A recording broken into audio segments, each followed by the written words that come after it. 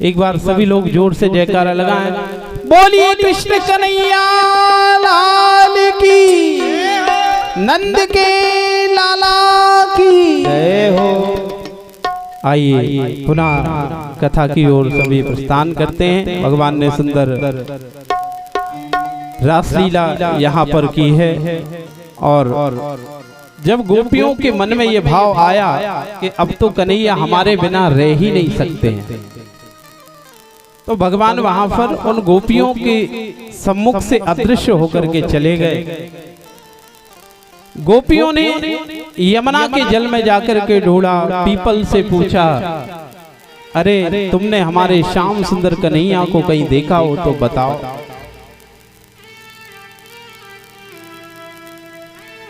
क्योंकि शास्त्र कहता है कि जहां जीव को अहम आया भगवान वहां से अदृश्य हो जाते हैं, भगवान वहां से चले जाते हैं, फिर भगवान वहां नहीं रहते। ये यथा माम प्रपद्यन्ते ताम तथाम्य भजाम्यहम्। भगवान वहां से अदृश्य हो गए हैं। गोपियों ने अनेक प्रकार से प्रार्थना की। राधा रानी से भगवान ने, राधा रानी से गोपियों ने प्रार्थना की। राधा रानी ने श्याम सुंदर से कहा, अरे कन्हैया, गोपियों से बहुत बड़ी गलती हो गई, ये हम जानते हैं, लेकिन श्याम सुंदर तुम्हारा बनाया हुआ ये संसार है, परिवर्तनीय संसारे मृतक को वा न जायते। भगवान आपको दर्शन तो देना होगा। और राधा रानी ने जब कहा, क्योंकि ब्रज की मालिक श्री राधा रानी है, राधा रानी के कहने पर श्याम सुंदर कन्हैया वहां पुनः प्रकट हो गए। सभी गोपियों के साथ भगवान ने पुनः रास किया और इस तरह से धीरे धीरे समय बीतता चला गया। बड़ा सुंदर समय आया है और 11 वर्ष के आज कन्हैया हो चुके हैं। यहाँ कंस महाराज ने सभी को बुलाया है और बुला करके कहा, बोले मुझे मारने वाले ने ब्रज में कहीं जन्म ले लिया है, उसको कैसे मारा जाए, कैसे क्या किया जाए। किसी ने कहा, महाराज आप एक विशाल यज्ञ करो और उसमें कृष्ण बलराम को बुलाओ और यज्ञ में जब वो दोनों आएंगे विशाल मल्ल युद्ध का आयोजन रखो। जब कृष्ण बलराम यहाँ पर पधारेंगे तो आप उनको मार डालना। कंस महाराज ने यहाँ विशाल काय यज्ञ का आयोजन रखा। अक्रूर काका को श्रीधाम वृंदावन पहुंचाया है। कृष्ण बलराम को लेने के लिए अक्रूर जी महाराज श्रीधाम वृंदावन में पहुंचे हैं। संध्याकालीन समय था, तीव्र गति से रथ चला आ रहा था। मार्ग में अक्रूर सोचते हैं क्योंकि कंस ने सोचा, बोले कृष्ण और बलराम को लाने के लिए अक्रूर ही उनको ला सकते हैं, क्योंकि अक्रूर जी कृष्ण भगवान के काका लगते हैं। कंस ने अक्रूर से एक बार कहा, अक्रूर ने एक बार तो मना कर दिया। कंस तलवार लेकर के अक्रूर को मारने के लिए उद्यत हुआ। अक्रूर काका ने सोचा, इस दुष्ट के हाथों से मरने से तो अच्छा है कि भगवान के हाथों से मरूंगा तो मोक्ष हो जाएगा। भगवान को लेने के लिए अक्रूर काका सीधाम वृंदावन पहुंचे और संध्या कालीन का समय था। नंद बाबा के इधर अक्रूर काका पहुंचे, रथ को रोका है। कृष्ण बलराम मिलने के लिए आए। अक्रूर काका को प्रणाम किया। नंद बाबा ने आने का कारण पूछा। अक्रूर जी ने बताया, बोले कंस महाराज ने बड़ा सुंदर यज्ञ का आयोजन किया है और कृष्ण बलराम को लेने के लिए हम यहाँ पर आए हैं। मैया यशोदा ने जैसे ही सुना, मूर्छित होकर के मैया गिर पड़ी। मानो कि मैया को ये लगा कि आज हमारे प्राण निकल करके ही जा रहे हैं, क्योंकि भगवान करसती जीवा नाम चित्तम इति कृष्णा, ऐसा लिखा है कि षोडश कलाओं से अवतरित भगवान जिसके पास में हो, भगवान को छोड़ने का मन किसका करेगा। यशोदा ने मना कर दिया। नंद बाबा ने समझाया। प्रातः कालीन का समय हुआ। कृष्ण बलराम रथ पर सवार होकर के जब जाने लगे, मैया गिर पड़ी, मूर्छित हो गई है। बार बार मना करती है, अरे कन्हैया तू हमें छोड़ करके जा रहा है, कब आएगा। भगवान ने कहा, मैया परसों ही लौट करके आ जाऊंगा। और इस तरह से कृष्ण बलराम का रथ जब चलने लगा, हजारन गोपियां रथ के आगे लेट गई हैं, मानो कि गोपियां जाने ही नहीं देती हैं। भगवान ने उतर करके सभी को हटाया और सभी से कहा, मैं वचन देता हूं परसों ही लौट करके आ जाऊंगा। कृष्ण बलराम मथुरा पहुंचे हैं, जहां भगवान ने कहते हैं कंस का रजक जो था उसका भगवान ने उद्धार किया। उन वस्त्रों को सुदास नाम के दर्जी से ठीक कराया है। त्रिविक्रा नाम की कंस की दासी थी, सुंदर मलयागिरी चंदन लेकर के कंस को लगाने जा रही थी। कृष्ण बलराम को देखा तो दोनों के माथे पर उस चंदन को लगाया है। भगवान श्री कृष्ण और बलराम जी महाराज दोनों मथुरा की गलियों में चले जा रहे हैं। कृष्ण बलराम की जय हो, जय हो, जय हो, जय हो की गूंज सारे मथुरा में हो रही है। पुष्पों की वृष्टि हो रही है। लोग डरते हैं कि कहीं कंस हमें मार ना दे, लेकिन जब कृष्ण और बलराम की सुंदर छवि वहां मथुरा में जब भगवान निकले हैं, सभी पुष्पों की वृष्टि कर रहे हैं। और महाराज कंस के द्वार पर जाकर देखा, जहां एक उबलिया पीड़ नाम का हाथी 60,000 हाथियों का जिसमें बल था, महावत जो उसके ऊपर बैठा है बार बार उस पर प्रहार करता है, उसको भयंकर मदिरा पिलाई गई।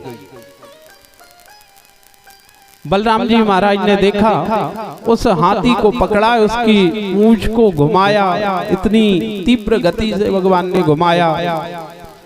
7 बार उसको घुमा करके जैसी बलभद्र जी ने फेंका तो उसकी जय जय सीताराम हो गई। बोलिए वृंदावन बिहारी लाल की जय हो, कृष्ण कन्हैया लाल की जय हो। कृष्ण बलराम में उस हाथी के दोनों दांतों को खींच करके जय कन्हैया लाल की, जय कन्हैया लाल की, उनके सभी परिकर सभी ग्वाले कृष्ण का जयकारा लगा रहे हैं। बलभद्र जी महाराज की जय।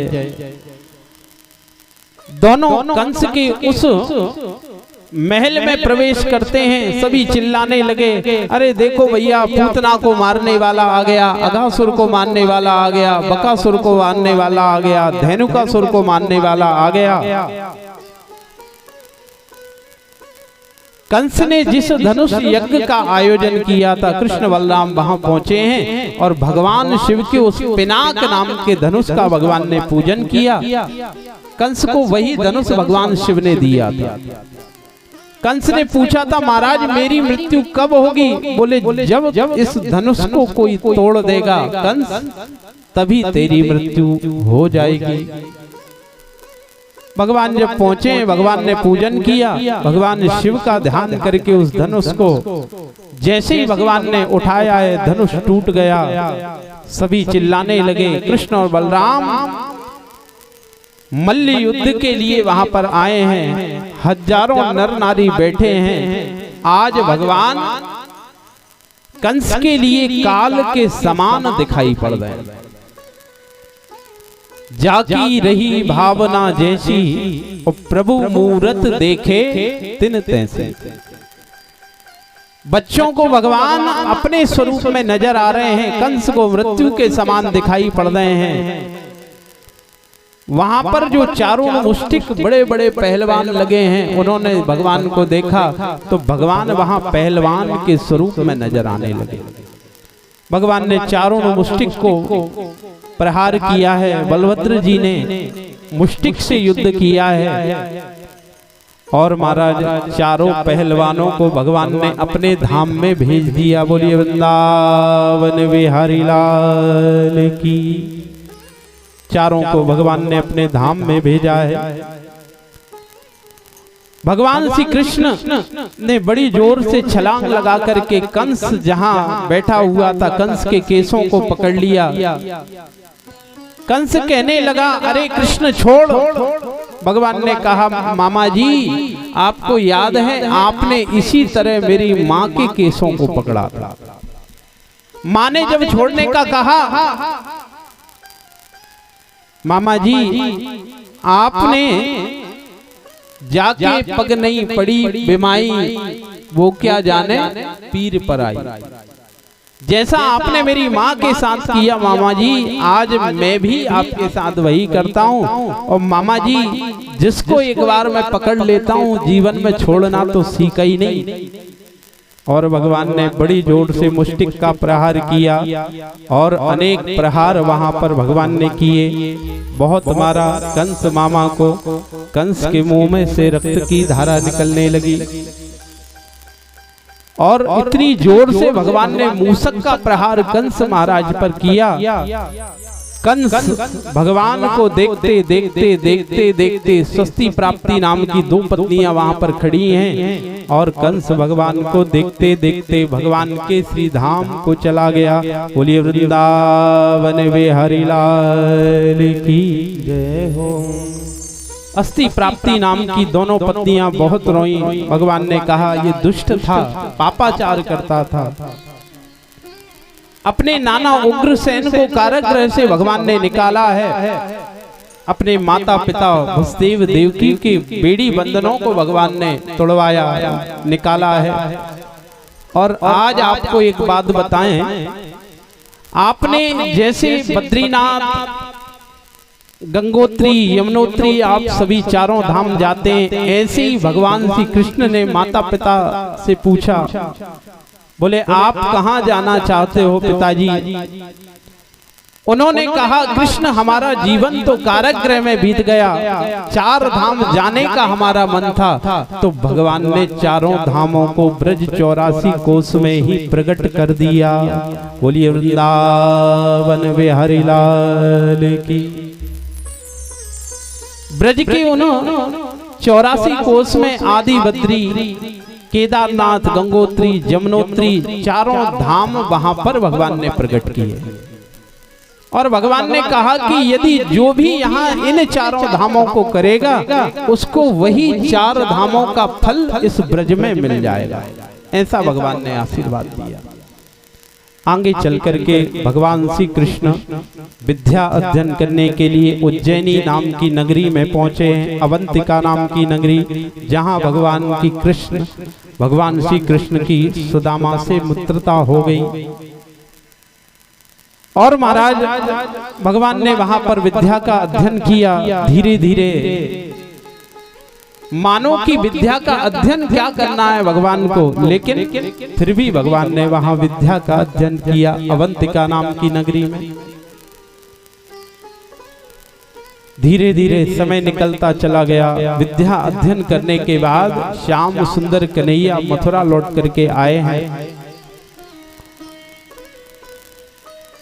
और आज उद्धव से कहते हैं, उद्धव आज मुझे ब्रज वृंदावन की याद आती है। उद्धव मोहे ब्रज विशरत नाहि। उद्धव जी महाराज श्री राम वृंदावन में पहुंचे हैं, कृष्ण का संदेशा लेकर के गए हैं। गोपियों ने देखा मानो कृष्ण ही आ गए हों। उद्धव जी महाराज को अपनी व्यथा सुनाई। जैसे जल के बिना मछली तड़पती है उद्धव, ऐसे ही भगवान के विरह में हम पल पल तड़पते हैं। आज जब देवकी मैया थाल सजा करके भगवान कृष्ण के लिए लाई, भगवान के आंखों से आंसू झर रहे हैं, क्योंकि मैया यशोदा भगवान के लिए सुंदर माखन बिलोती, माखन मिश्री खिलाती। धीरे धीरे समय निकलता चला गया।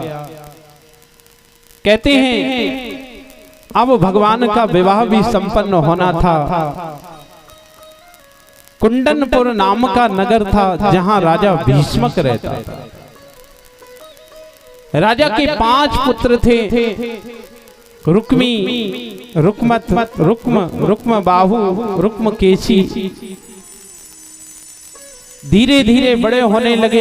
एक दिन राजा वन में गया, सरोवर में एक कमल के ऊपर एक कन्या को देखा। उस कन्या को लेकर के राजा आया। धीरे धीरे वो कन्या बड़ी होने लगी और नाम हो गया उसका रुक्मणी। धीरे धीरे बड़ी होने लगी। स्वयंवर का समय आया और महाराज आज जब स्वयंवर होने लगा शिशुपाल के साथ, रुक्मी की बड़ी मित्रता थी। शिशुपाल के साथ रुक्मणी जी का विवाह करना चाहता था। एक ब्राह्मण के द्वारा पत्रिका रुक्मणी जी ने भगवान के इधर भेजी है और भगवान श्री कृष्ण रथ पर सवार होकर के रुक्मणी को लेने के लिए कुंडनपुर भगवान आए। भगवान जब कुंडनपुर आए, रुक्मणी जी स्वयंवर छोड़ करके माता पार्वती का पूजन करने के लिए आई हैं। और तभी भगवान ने रुक्मणी जी का हाथ पकड़ा और रथ पर बिठाल करके भगवान श्री कृष्ण अपनी प्यारी द्वारिका नगरी में ले आए। बोलिए वृंदावन बिहारी लाल की जय। आज भगवान का विवाह का कार्यक्रम है सुंदर। यहाँ वैदिक विधि के साथ भगवान का विवाह संपन्न होने वाला है कि ऐसे बर को क्या बरूं जो जन्मे और मर जाए, बरिए गिरधर लाल को चुन लो अमर हो जाए।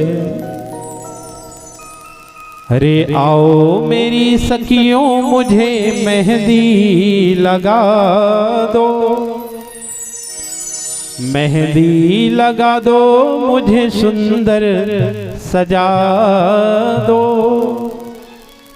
हो मुझे श्याम सुंदर की दुल्हन बना दो, मुझे श्याम सुंदर की दुल्हन बना दो। आओ मेरी सखियों मुझे मेहंदी लगा दो, मेहंदी लगा दो। आज भगवान का विवाह है, तालियां बजाते हो जय हो। सुंदर की दुल्हन बना दो, मुझे श्याम सुंदर की दुल्हन बना दो।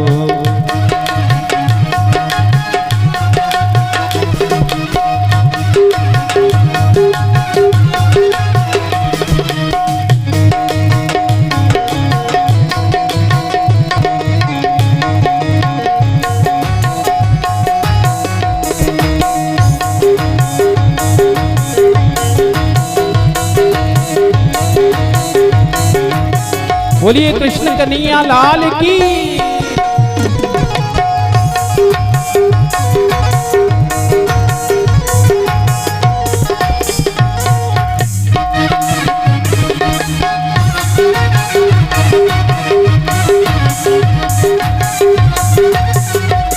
देखिए अपने बेटे का कभी विवाह होगा तो क्या विवाह में ऐसे ही बैठे रहेंगे? अपने बेटे के विवाह में ऐसे ही बैठे रहोगे क्या? अरे कभी तो नृत्य करना पड़ेगा भैया। तो आज तो ठाकुर जी का विवाह है, कम से कम एक बार तो मटक ही लो, चित्रकूट की भूमि है।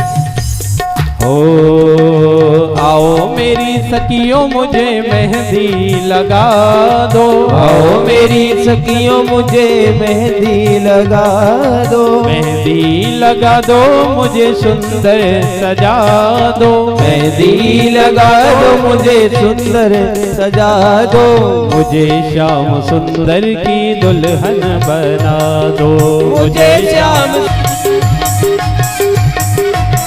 जय हो हरि बोल।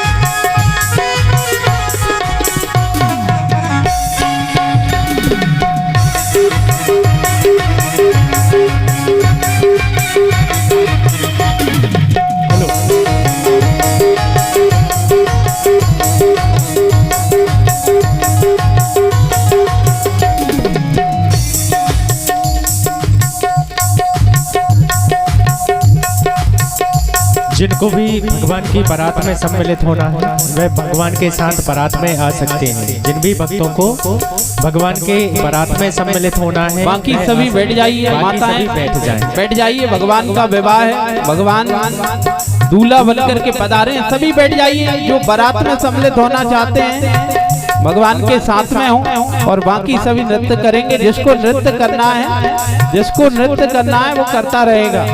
भगवान का विवाह है। हो मुझे श्याम सुंदर की दुल्हन बना दो, मुझे श्याम सुंदर की दुल्हन बना दो। बधाई हो।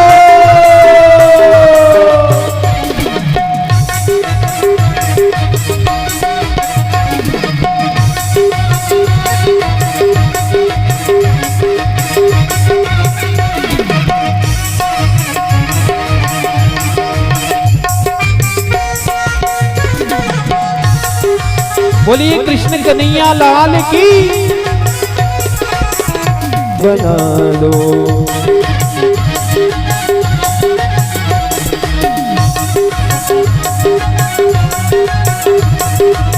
आओ मेरी सखियों मुझे मेहंदी लगा दो, आओ मेरी सखियों मुझे मेहंदी लगा दो, मुझे श्याम सुंदर की दुल्हन बना दो, मुझे श्याम सुंदर की दुल्हन बना दो। बधाई हो।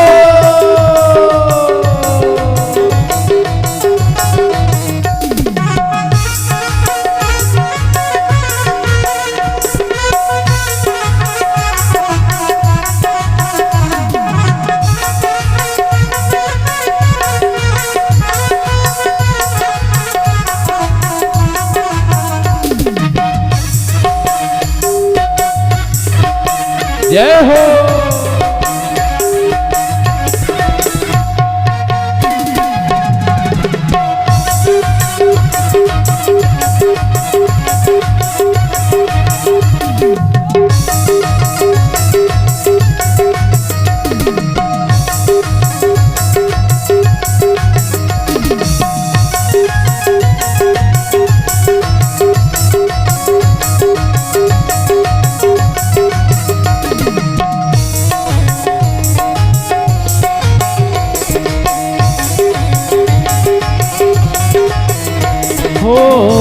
सत्संग में मेरी बात चलाई, सत्संग में मेरी बात चलाई, ओ सत्संग में मेरी बात चलाई, सत्संग में मेरी बात चलाई, ओ सतगुरु ने मेरी कीनी रे सगाई, सतगुरु ने मेरी की